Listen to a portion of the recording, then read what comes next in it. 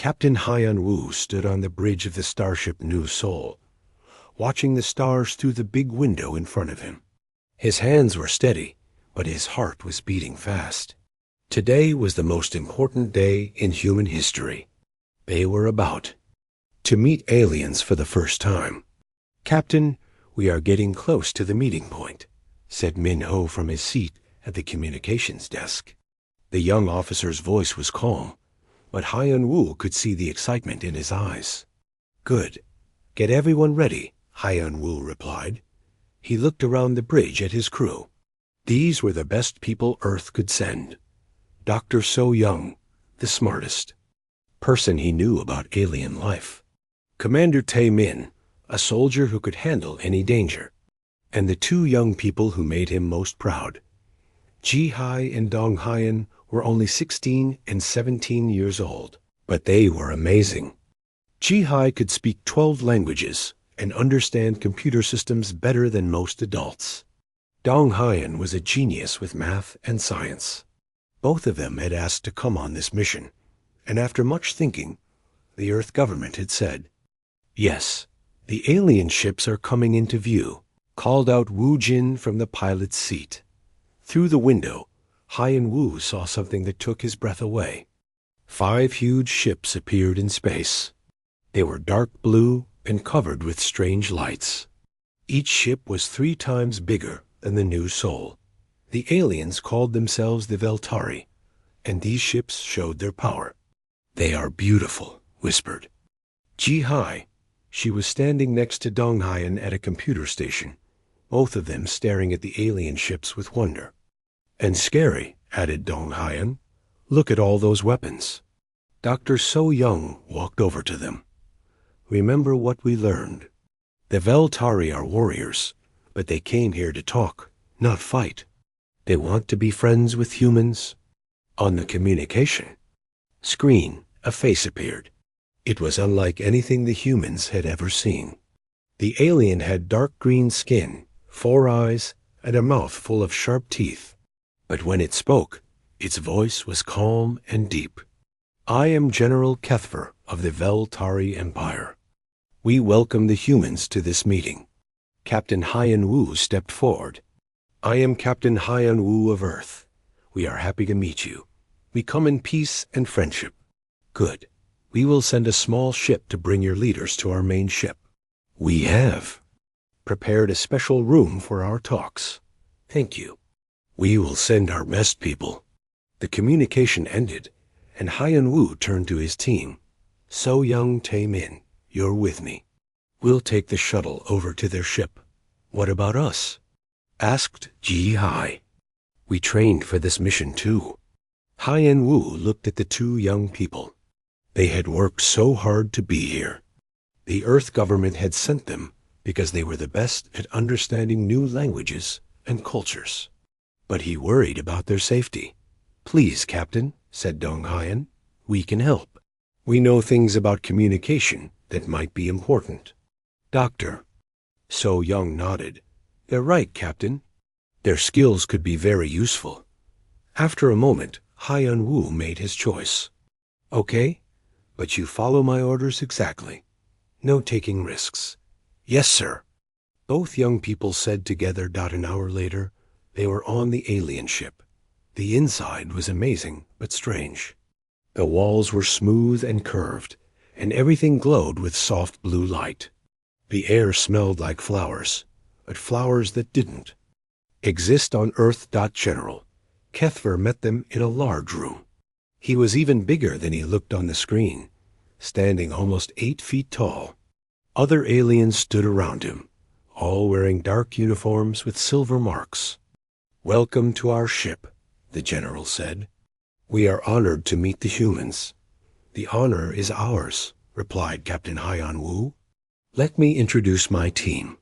This is Dr. So Young, our expert on your people. Commander Tae Min, our military representative. And these are Ji Hai and Dong Haiyan, our cultural ambassadors." When the general looked at Ji Hai and Dong Haiyan, something changed in his eyes. His 4 eyes opened wider, and he stepped back a little. These these are your cultural ambassadors? He asked slowly. Yes, said Dr. So Young. They are very gifted young people. The general's face became hard to read. He spoke quickly to the other aliens in their own language. The humans couldn't understand the words, but they could hear that something was wrong. Is there a problem? Asked Captain Hyan-Wu. General Kethfor looked back at the humans. You brought children to a military meeting? They're not children, said Commander Taemin. They're trained ambassadors, but they are so young. The general's voice was getting louder. How old are they? I'm 17, said Dong Hyan calmly. And I'm 16, added G-High. All the aliens in the room started talking at once in their language. General Kethfor held up his hand for silence, but his face showed shock and anger. You bring babies to a warship? You make children work as soldiers? No, said Dr. So Young quickly. You don't understand. They're not soldiers. They're here to help us communicate and learn about each other. But the general wasn't listening anymore. He was speaking rapidly into a small device on his wrist.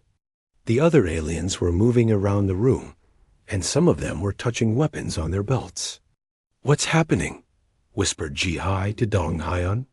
I think they're upset about something, he whispered back. But I don't know what. Captain Hyan-Wu tried to stay calm. General Kethfor, please, let's talk about this. I think there's been a misunderstanding. The general looked at him with all four eyes burning with anger. There is no misunderstanding, human. You have brought innocent young ones to a place of war. This is against everything we believe. This is evil. Evil? Dr. So Young stepped forward. We would never hurt children. These young people chose to come here. They're some of our best and brightest. You make children fight your battles, the general shouted. You use babies as tools. We cannot work with people who do such things. The room filled with tension. The human team stood together, confused and scared. They had come here to make friends, but somehow everything had gone wrong. Guards, called General Kethfor. Take the humans back to their ship. This meeting is over. And send a message to the fleet. Tell them what we have seen here today. As the alien guards moved toward them, Captain Hyan-Wu knew that their peaceful mission had just become something much more dangerous. But he still didn't understand why. General Kethfor stood alone in his command room after the humans had left. His hands were shaking with anger and fear. In all his years as a warrior, he had never seen anything so terrible. The humans had brought children to a military meeting. Children. He pressed a button on his desk, and the face of Admiral Zexthara appeared on the screen. She was the commander of the entire Veltari fleet in this area of space. Admiral, Kethfor said, his voice heavy with sadness. We have a crisis. The humans are even worse than we feared. What happened, General? Your message was not clear. They brought babies to our ship, Admiral. Children no older than our own younglings. And they made these innocent ones work like soldiers. They called them cultural ambassadors, but I saw the truth. Admiral Zexthara's face became pale. Are you certain? I saw them with my own eyes. A female child, maybe the same age as my own daughter. A male child, barely older. Both of them working on their warship, handling their military equipment like trained soldiers. The Admiral was quiet for a long moment. This changes everything, General. If the humans use their young as warriors, it means they are monsters, Kethfor finished. No thinking being would do such a thing. Our laws are clear. The young must be protected from all harm, especially from war. I will call an emergency meeting of all ship commanders, the Admiral said. We cannot let this continue. Those poor children must be saved. After the call ended, General Kethfor sat down heavily in his chair. He thought about his own daughter, safe at home on the Veltari home world. She was the same age as the human children he had just met. The idea of bringing her to a military ship, making her work with weapons and soldiers, made him feel sick. On the human ship, Captain Haiyan Wu was trying to understand what had gone wrong. His team sat around the meeting table in silence. Everyone looked confused and worried. They seemed really upset about something, said Ji Hai. But I don't know what we did wrong. Maybe it's because we're young, suggested Dong Haiyan. The general kept talking about our age. Dr. So Young was reading information about Veltari culture on her computer. I'm looking through everything we know about them, but I can't find anything that would explain their reaction. Commander Tamin was watching the alien ships through the window. Captain, we have a problem. More ships are coming. Haiyan Wu went to the window. In the distance, he could see new lights in space. How many? Sensors show 12 more ships arriving. All of them are military vessels. That's not good, whispered Minho from his station. Why would they need so many ships just to talk? On the main Veltari ship, Admiral Zixthara was speaking to all the ship commanders on the communication screen. 15 alien faces looked back at her, all showing the same shock and anger. Brothers and sisters, she said, today we have discovered something horrible. The humans are a species that uses their young as soldiers. They bring children to warships and make them work like adults. This cannot be true, said Commander Retan from one of the other ships. No civilized race would do such a thing. General Kethva saw it himself, the admiral replied. 2 children, both under 20 years old in human terms. They were working on military equipment, handling war technology, speaking as if they were trained soldiers. What do we do? Asked another commander. Admiral Zexthara looked stern. We save those children. The doctrine of pure innocence is clear. All young beings must be protected from the horrors of war. We cannot let these human adults continue to hurt their own babies. But what if the humans fight us? Asked Commander Retan. Then we fight back, said the admiral. But our goal is rescue, not destruction.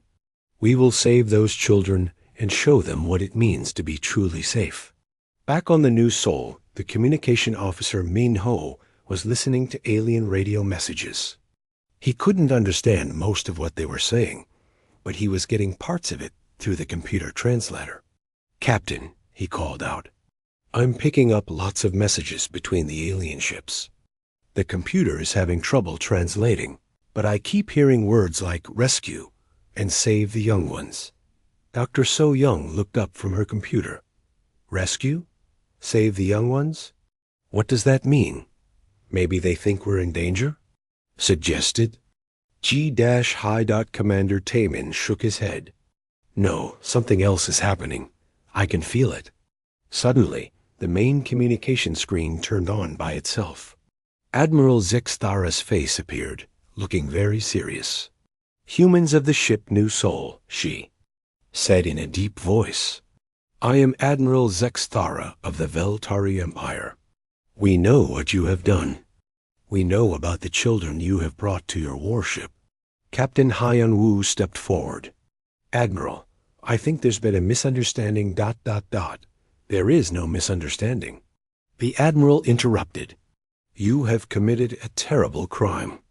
Against the innocent. You use babies as soldiers. You bring children to places of war and danger. That's not true, said Dr. So Young. We would never hurt children.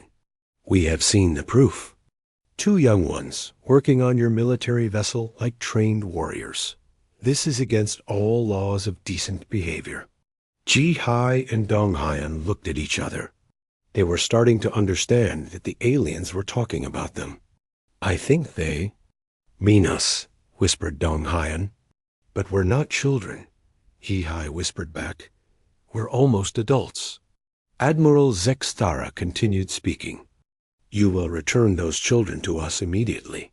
We will take them to safety and make sure they are never hurt again. If you refuse, we will take them by force." "Take them by force?" Captain Hyan Wu felt a chill run down his back. "Admiral, please listen to me. There's been a terrible mistake." "The only mistake," said the Admiral, "was trusting that humans were civilized. You have 1 hour to bring those children to our ships. If you do not, we will come and get them ourselves." The screen went dark. The humans sat in shocked silence. Outside their ship, the alien fleet was growing larger. More and more ships arrived, all of them pointing weapons at the new Sol. "They want to take Ji-hai and Dong-Hyan," said Commander Tae-min quietly. "But why?" asked Hyan Wu. "What do they think we're doing to them?" Dr. So-young was working frantically on her computer. "I'm trying to find something in their culture that explains this. There has to be a reason." Engineer Sung-jin came running onto the bridge. "Captain, the aliens are sending out small ships. They look like they're getting ready to board us." Through the window, they could see dozens of small alien craft leaving. The big ships, each one was moving toward the new Sol. "They're really going to try to take us," said Ji-hai, her voice small and scared. Dong-Hyan put his hand on her shoulder. "Don't worry. Captain Hyan Wu won't let anything happen to us." But as Hyan Wu watched the alien ships getting closer, he wasn't sure he could keep that promise. How could he protect his crew from an entire alien fleet? And how could he make them understand that they were wrong about everything? The small alien ships moved through space like metalfish, swimming toward the new Sol. Each craft was painted bright white with red symbols on the sides. Captain Hyan Wu watched them through the bridge window, his heart pounding. "What are those symbols?" he asked Dr. So-young. She was looking at the alien ships through a telescope. "They look like medical symbols, like the Red Cross we use for hospitals." "Medical ships?" Commander Tae-min frowned. "But why would they send medical ships to attack us?" On the lead alien ship, Admiral Zixthara was giving orders to her rescue teams. "Remember, these are innocent children who have been forced to work as soldiers. They may be scared of us because their adult captors have lied to them. Be gentle, but be firm." "Yes, Admiral," replied Captain Yeltsin, the leader of the rescue team. "What if the human adults try to stop us?" "Use the sleep gas, if you must, but do not seriously hurt them. Our goal is to save the children, not to start a war." The rescue ships were special craft designed for saving young beings from dangerous situations. The Veltari had built them after many years of rescuing their own children from disasters and accidents. Each ship had soft beds, calming lights, and equipment to help scared younglings feel safe. Dr. So-young was still reading about Veltari culture on her computer when she suddenly stopped. "Oh no," she whispered. "What is it?" asked Captain Hyan Wu. "I found something. The Veltari have very strict laws about protecting young beings. According to this, their people don't become adults until they are 25 years old and human." "Time? 25?" said Ji-hai. "But that's so old. For them, anyone under 25 is considered a child who must be protected from all danger." Dr. So-young continued reading. "It says here that bringing young ones to military situations is considered one of the worst crimes in their society." Commander Tae-min understood first. "They think Ji-hai and Dong-Hyan are children because they're only 16 and 17. "But we're not children," protested Dong-Hyan. "We can think and decide for ourselves." "Not according to their culture," said Dr. So-young sadly. "To them, you are babies being used as soldiers." The first alien rescue ship attached itself to the side of the new Sol with a loud metal clang. Captain Hyan Wu could hear drilling sounds as the aliens cut through the ship's wall. "Captain," called Min-ho from his communications desk, "I'm getting a message from the aliens. They say they're coming aboard to rescue the innocent ones from their adult oppressors. Adult oppressors? Hyan Wu shook his head. They really think we're hurting Ji-Hai and Dong-Hyan. The aliens broke through the wall near the main dining room. 6 tall figures in white suits walked into the ship. Their suits had clear face masks, and they were carrying strange devices that looked like Bubble Maker's Dot Engineer. Sung Jin and Medic K1 were in the dining room when the aliens came in. They put their hands up to show they weren't carrying weapons. "We come in peace," said Sung Jin slowly. The lead alien spoke through a voice translator.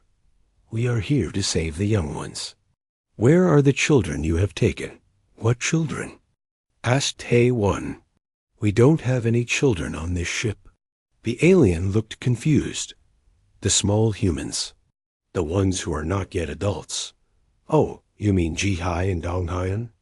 They're on the bridge with the captain. Take us to them immediately. We must save them from this terrible situation." On the bridge, Captain Hyan Wu was trying to call Admiral Zex Thara. When her face appeared on the screen, she looked angry but also sad. "Admiral, please listen to me," Hyan Wu said quickly. "You don't understand about human development. Our people become adults much faster than yours." "Lies," the Admiral replied. "No being can be ready for adult work at such a young age. Those children are being hurt by your cruel system." "But it's true," said Ji-Hai, stepping forward. "I chose to come on this mission. Nobody forced me." The Admiral's face became soft when she saw Ji-Hai. "Poor little one, you have been trained to say these words. But we will help you remember what it means to be young and free." "I'm not little," Ji-Hai said, getting frustrated. "I can solve math problems that most adults can't solve." "The abuse has damaged your mind," the Admiral said sadly. "But our doctors will help you heal." Dr. So-Young tried a different approach. "Admiral, what if we could prove that humans develop differently than Valtari? What if we could show you that Ji-Hai and Dong-Hyan are really adults by human standards?" "There is no proof that could convince me," the Admiral replied. "I have seen many species, and none of them make warriors out of babies." Just then, Sung Jin's voice came over the ship's communication system. "Captain, the aliens are inside the ship. They're looking for Ji-Hai and Dong-Hyan. They have some kind of sleeping gas with them." "Sleeping gas?" Commander Tae-Min reached for his weapon. "No," said Dr. So-Young quickly. "If we fight them, it will only prove that we're violent. We need to find another way." The alien rescue team was walking through the ship's hallways, looking into every room. Captain Yeltsin was following the directions that Sung Jin had given them, but he was also looking for signs of how the humans were treating their young. "Look at this," said one of the aliens, pointing to a picture on the wall. It showed Ji-Hai and Dong-Hyan in their Earth School uniforms, smiling and holding books. "Even in their learning place, they are dressed like soldiers," said another alien sadly. "The poor creatures don't even know they're being treated badly," Captain Yeltsin said. "We must save them quickly." Back on the bridge, Dong-Hyan had an idea. "What if we showed them what we can do? Maybe if they see how smart we are, they'll understand we're not really children." "That might work," said Dr. So-Young. "But how?" "I could solve some of their math problems," suggested Ji-Hai, "or translate their language. And I could analyze their ship technology," added Dong-Hyan. Captain Hyan Wu thought about it. It was risky, but they were running out of options. "Okay, but we do this carefully. If it doesn't work, we might make things worse." Through the bridge windows, they could see more alien rescue ships approaching. The Valtari were not giving up. They truly believed they were saving children from terrible adults.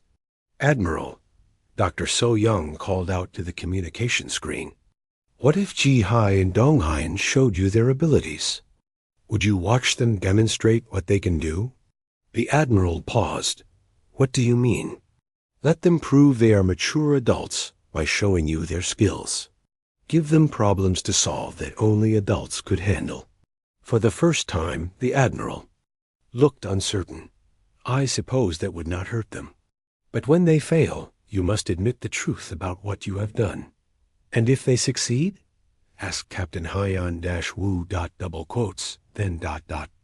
The Admiral struggled with the words. Then perhaps we have made an error, but I do not believe that is possible. As the alien rescue team got closer to the bridge, Dr. So Young prepared to transmit Ji-Hai and Dong-Hyen's demonstration to the entire Veltari fleet. It was their only chance to avoid a battle and save both species from a terrible misunderstanding. But would the aliens be able to accept that everything they believed about protecting the young might be wrong? And could two human teenagers really convince an entire alien empire that they were more than children? The bridge of the New Soul had never been so quiet.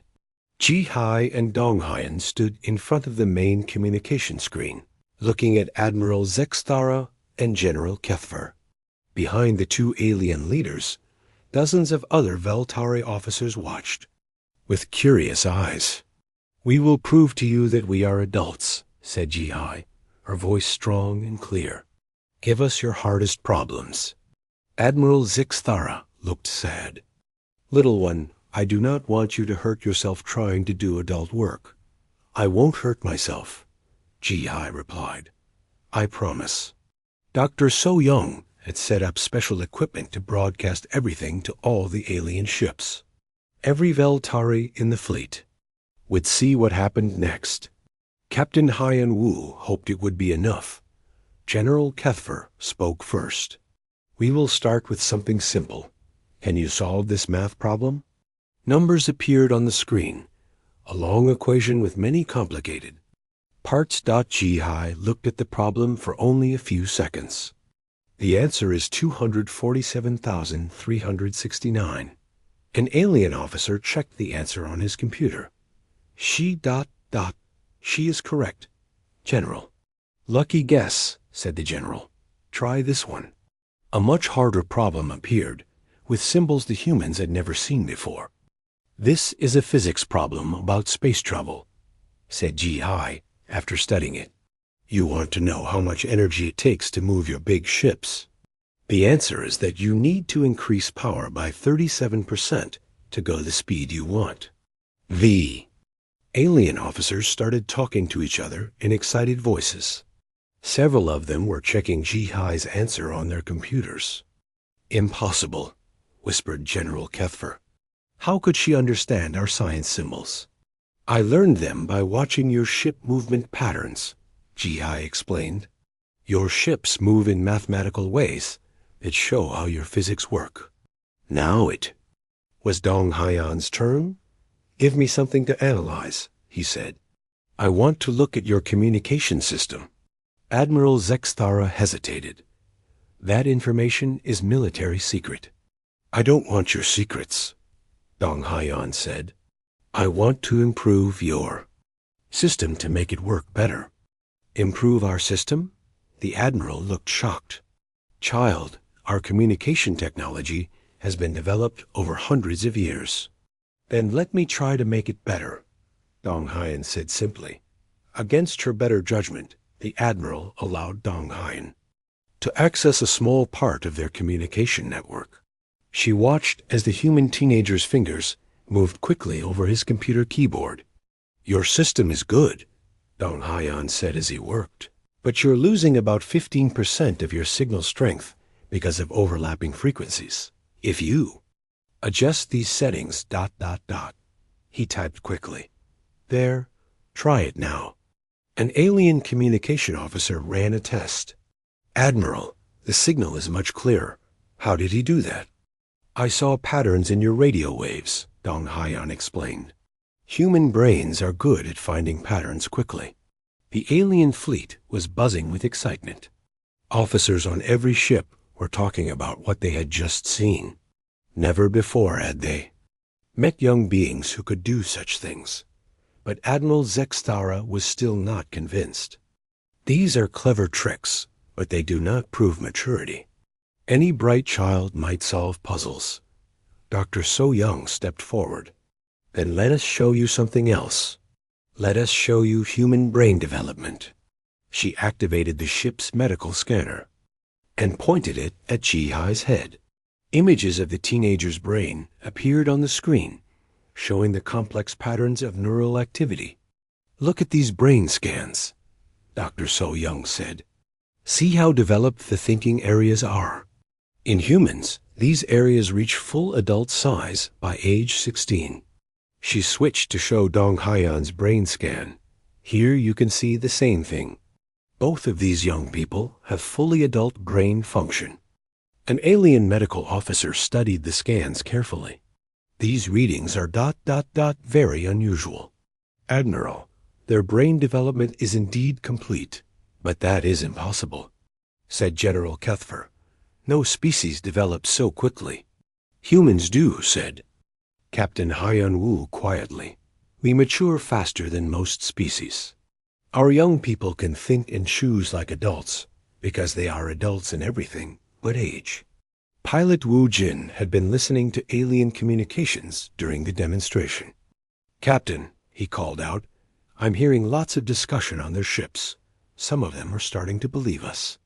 The alien rescue team that had entered the ship was now on the bridge, but they had put away their sleeping gas. Captain Yeltsin was staring at Ji-Hai and Dong Haiyan with amazement. I have never seen children do such things, he said to his team members. Maybe they are not children, one of them replied. Ji-Hai decided to try something else. Admiral Zexthara, may I ask, you a question about your daughter? The admiral looked surprised. How do you know about my daughter? You mentioned her earlier. You said she was my age. What can she do? What are her abilities? Admiral Zexthara thought for a moment. She is very sweet. She likes to play games and learn simple songs. She helps her mother with easy household tasks. And does she understand complex mathematics? Asked Ji-Hai. Of course not. Such things would be too difficult for a youngling. But I understand them, Ji-Hai said gently. I can solve problems that your adult officers find challenging. Doesn't that tell you something about the difference between your daughter and me? 4. The first time, doubt appeared in the Admiral's eyes. But you look so young. I look young because humans don't live as long as Valtari, Dr. So Young explained. We have to grow up faster because we have less time. Dong Haiyan added, in human society, people my age go to universities, start careers, even get married, and have families. We're not considered children anymore. Engineer Soong Jin and medic Hae-Won had joined the group on the bridge. Hae-Won spoke.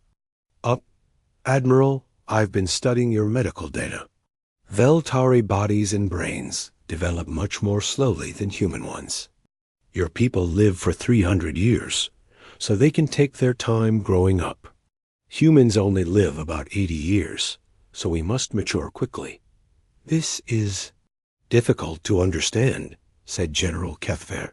He was looking at Ji-Hai and Dong Haiyan with new eyes. In our culture, beings your age are still playing with toys. And in our culture, said Dong Haiyan, people our age are preparing to become scientists, teachers, and leaders. Admiral Zexthara was quiet for a long time. All around her, alien officers were discussing what they had learned. Some of them were excited about the new knowledge.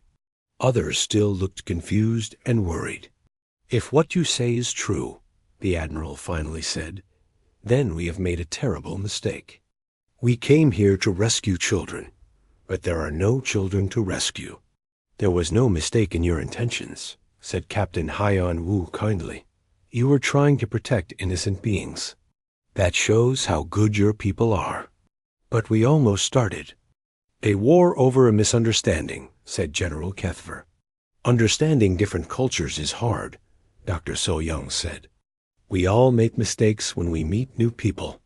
The important thing is that we learn from them. Ji Hai walked closer to the communication screen. Admiral, I want you to know that I'm not angry at you for trying to protect me. If I really had been a child in danger, I would have wanted someone like you to save me. The Admiral's face showed a mixture of sadness and amazement. You speak with wisdom beyond your years, or perhaps wisdom perfect for your years, by human standards. Exactly, said Dong Haiyan with a smile. As the understanding spread through the alien fleet, the rescue ships began to move away from the new Sol. But instead of leaving entirely, they arranged themselves in a new formation, not for attack or rescue, but for celebration. The crisis was ending, but Captain Haiyan Wu knew that something much more important was just beginning. 3 hours later, the meeting room on the main Veltari ship looked very different from before. Instead of tension and anger, there was curiosity and wonder. Admiral Zexthara and General Kethvar sat across from the human team, but now they were leaning forward with interest instead of pulling back with fear. I must apologize, said Admiral Zexthara, looking directly at Ji Hai and Dong Haiyan. We treated you badly because we did not understand your species. You don't need to apologize. Ji Hai replied with a warm smile. You were trying to protect children. That's a good thing to do. But you are not children, said General Kethvar, still shaking his head in amazement. Your minds work like our finest adult scholars. Dr. So Young opened her computer and showed the aliens pictures from Earth. Let me explain more about human development. These are human children at different ages. The first picture showed human babies. These are real human children, 1 and 2 years old. They cannot walk well or speak clearly. The next picture showed children around 8 years old. These humans are still children. They go to school and play games, like your young ones do. Then came pictures of teenagers. These are humans who are 15 to 18 years old. In our society, they are becoming adults. They can drive vehicles, work jobs, and make important decisions. It is hard to believe, said Admiral Zexthara. Our people at that age are still learning basic skills. That's because your people live much longer than we do, explained Captain Haiyan Wu. Veltari can take 200 years to learn everything. They need to know. Humans must learn faster because we have less time. Commander Retin, one of the other alien officers, spoke up. This explains why your young people seem so capable. They have to be ready for adult life much earlier. Exactly, said Dr. So Young. By age 16, human brains are fully developed. We can think, plan, and make decisions just like older humans. Dong Haiyan leaned forward. Can I ask you something? What would happen in your society if young people wanted to help with important work? General Kethvar looked confused. They would not be allowed. It would be dangerous for them. But what if they really wanted to help? What if they had good ideas? We would tell them to wait until they are older, the general replied. Young ones must be protected, not used for adult tasks. That's where our cultures are different, said Ji Hai. In human society, if young people have good ideas and abilities, we encourage them to use those gifts. Dr. So Young nodded. We believe that age is not the only measure of ability. Some humans are very wise at 16, while others need more time to mature. This is a strange concept for us, admitted Admiral Zexthara. We have always believed that wisdom comes only with age. Captain Haiyan Wu smiled. Sometimes it does. But sometimes young minds see things that older minds miss. That's why we brought Ji Hai and Dong Haiyan on this mission. They understand communication and culture in ways that help us. Engineer Sung Jin, who had been quiet until now, spoke up. Admiral, may I show you something? He pulled out his tablet computer. These are some of the great discoveries in human history. Many of them were made by people who were very young. He showed pictures and information about young human inventors, scientists, and leaders. This person created a new type of mathematics when she was 17. This one invented an important medicine when he was 19. The aliens looked at the information with growing amazement. "Your species encourages young people to achieve great things," said Commander Retton. "We have always told our young to wait and learn." "Both ways can work," said Dr. So Young diplomatically. "Your method creates very wise, experienced adults. Our method sometimes creates young people who can solve problems in new ways." Admiral Zexthara was quiet for a long time, thinking. Finally, she spoke. "I am beginning to see that we almost made a terrible mistake today. We thought we were saving children, but we were actually trying to stop young adults from doing important work." "You couldn't have known," said Dong Hyan kindly. "We looked young to you because Veltari young people look different. But now that we understand," said General Kethver, "we see that humans have something special. You help your young ones become strong and capable instead of just protecting them." "We protect them too," said Captain Hyan Wu, "but we also trust them to grow and contribute." Admiral Zexthara stood up suddenly. "I have an idea. What if we learned from each other? What if the Veltari Empire and humanity shared knowledge about raising young people?"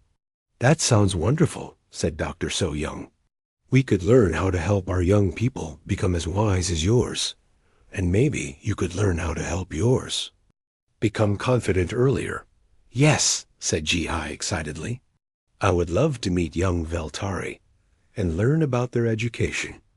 And I would like to study how your technology develops," added Dong-Hyan. General Kethver looked thoughtful. "This could be very beneficial for both our peoples. Our young ones could learn confidence from human methods, while your young ones could learn patience and deep thinking from ours." Over the next several hours, the two groups planned a new kind of alliance. Instead of just a military agreement, they would create educational exchanges. Young humans would visit Veltari schools to learn their methods of deep study and careful thinking. Young Veltari would visit human schools to learn about innovation and early achievement. "We will call it the Youth Wisdom Exchange," said Admiral Zexthara. "Young people from both species will learn from each other. And Ji-Hai and Dong-Hyan will be our first youth ambassadors," added Captain Hyan-Wu. The two teenagers looked at each other with excitement. "We would be honored," said Ji-Hai. "This is even better than what we hoped for when we started this mission," said Dong-Hyan. As the meeting ended, General Kethvar pulled Captain Hyan-Wu aside. "I want to thank you for being patient with us today. We could have started a war because of our misunderstanding." "We all learned something important," Hyan-Wu replied. "Sometimes the things that make us different are actually the things that make us stronger together." 6 months later, Captain Hyan-Wu stood on the observation deck of the first joint human Veltari research station. Through the large windows, he could see young people from both species working together on projects that neither group could have completed alone.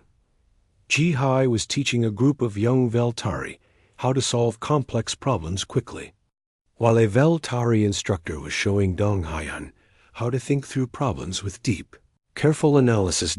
In his personal log that night, General Kethfor wrote, "Today, I watched a 17-year-old human solve a problem that our best engineers had struggled with for months, not because she was smarter than them, but because she thought about it differently. I finally understand what the humans mean when they say that youth brings new perspectives. Perhaps the greatest strength of any species is not just protecting their young, but believing in them." Dr. So Young was working on a new project, a guidebook for species meeting each other for the first time. The first chapter was titled Understanding Different Stages of Life. She hoped it would prevent other misunderstandings like the one that had almost started a war. The alliance between humans and Veltari became stronger than anyone had imagined possible. It was built not on military power or trade agreements, but on something much more valuable: the understanding that different ways of growing up could be equally good, and that young people, regardless of their species, had important contributions to make to the galaxy. As Admiral Zexthara often said in her speeches, "We came to save children and instead discovered that the future belongs to the young minds of all species when they are given the chance to shine."